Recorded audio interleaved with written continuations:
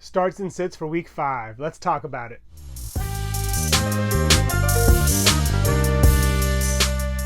So my first start of the week is Nico Collins. Nico Collins is the WR7 in PPR for the year, and he's coming off of a monster game against Pittsburgh where he had 7 receptions for 168 yards and 2 touchdowns, and he's been the clear number 1 wideout in Houston.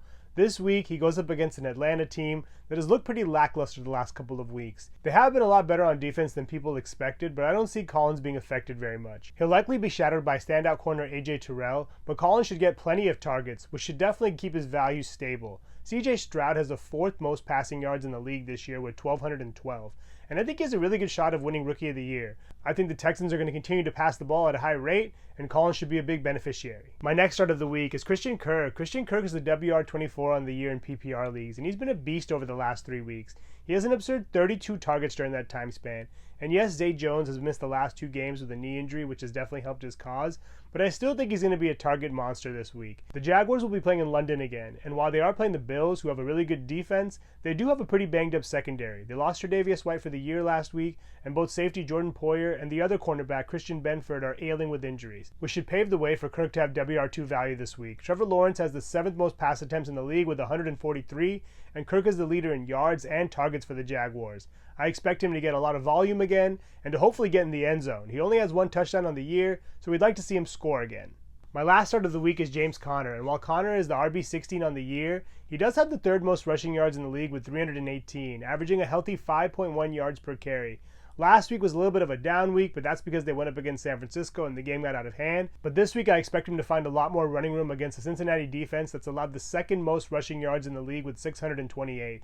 I expect Conner to be involved heavily. He's averaged just over a 70% snap share to start the season, and he has very little competition for touches. I expect him to be involved on the ground and as a pass catcher. He has 8 receptions through the year, so he should definitely get work. Now let's talk about some sits. My number 1 sit of the week is Miles Sanders. Miles Sanders has been dealing with a groin injury all year. He's gotten limited practices in over the last 2 weeks, and he did suit up last week, and I expect him to suit up this week, but he's just not been efficient this year. He has 54 carries for 158 yards, and 72 of those yards came in week 1. That's 2.9 yards per carry. That's just not going to get it done. And last week was the first week we actually saw Sanders have a lower snap share than Chuba Hubbard. It was 54-43. And this week, he and the Panthers go up against the Lions, who have allowed the fewest rushing yards per game with a little bit more than 60. Not to mention, the Panthers have the 3rd highest pass play percentage of nearly 65%, so they're throwing the ball a lot.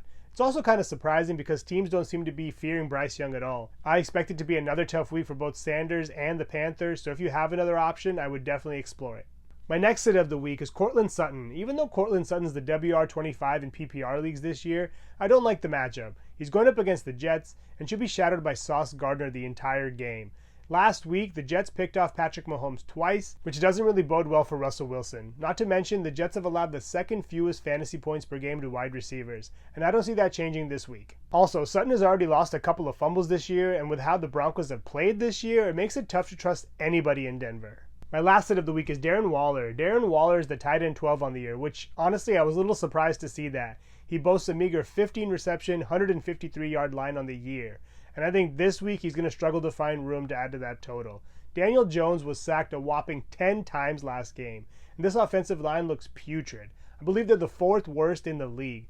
Jones has had absolutely no time this year. He is the 2nd most sacked quarterback with 22, and I can see that total increasing against a pretty stout Miami defense this week. And while Miami does allow the 25th most passing yards, I just can't trust this offense. They have no running game at all, and even if Barkley plays, it makes it tough to trust Waller. He hasn't even sniffed the end zone this year, and it doesn't look like Jones is looking his way once they get down there anyway. At this point, I would pivot elsewhere. Maybe consider someone like a Zach Ertz. Those are my starts and sits for the week. Thanks so much for watching. Please subscribe and let me know your thoughts on week 5 in the comments below.